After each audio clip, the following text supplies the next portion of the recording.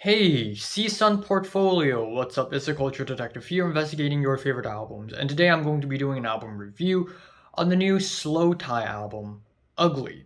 So slowthai is a British rapper, and this is his third studio album. When he released his debut album, Nothing Great About Britain, in 2019, I reviewed it and I really liked it. I love how raw and aggressive it is, the pounding beats, the energetic instrumentals are really ear-catching and interesting. And then to follow that up, I think a couple of years ago he released Tyrone, which is a double album that explores the more emotional and psychological side of his mind and lyricism. I thought it's pretty good, but it's not as great as Nothing Great About Britain. And now we have his third album, and this album explores his psychological side and emotional side even more. It's darker, more twisted, and on this album he ventures into punk rap. So instead of his usual rapping styles, right in this album he's also exploring post-punk and noise rock, which is a very interesting direction. So the album opener Yum is a really intense opener right off the bat with pounding industrial beats, really speedy, jittery synths. We have heavy breathing. This track is like a musical equivalent of a panic attack, and lyrically, slowthai screams about sex and drugs and self-destruction, and it's such an intense opener. And then afterwards we have Selfish, which is a driving punk rap track with icy instrumental embellishments.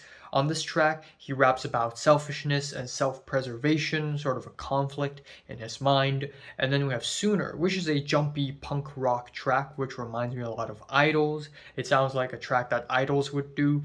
Instrumentally, this is a little tame, but I think slowthai's energy and his very passionate screams and shouts really save this track.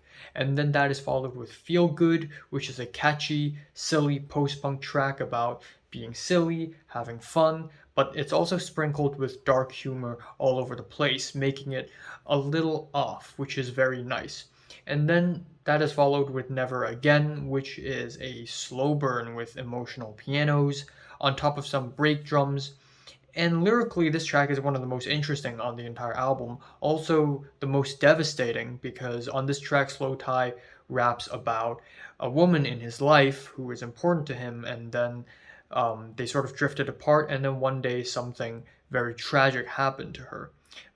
Also, not going to spoil it, but yeah, this is definitely a very memorable track, and it just ends off in ways that I did not expect. And so far, the album is a gut punch. 5 for 5 fantastic tracks.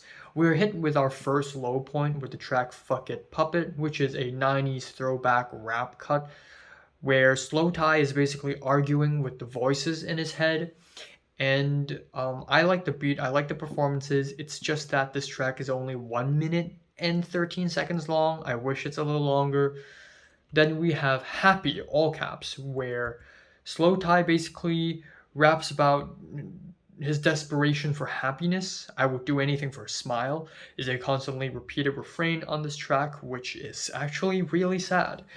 And even with the snappier instrumentals and the funky guitars, this track is still kind of sad and broken. And even more broken is the next track, the title track, with its walls of noisy guitars and banging drums. We have some really emotional rapping and the repeated refrains of UGLY, UGLY, the world is ugly. And this climactic track follows a very sort of downhill type of track with the track Falling, which really sounds like falling. Slowthai sounds like he's on the verge of tears on this track, and we are hit with the overwhelming guitars here as well, which really illustrates the dramatic aspect of the track.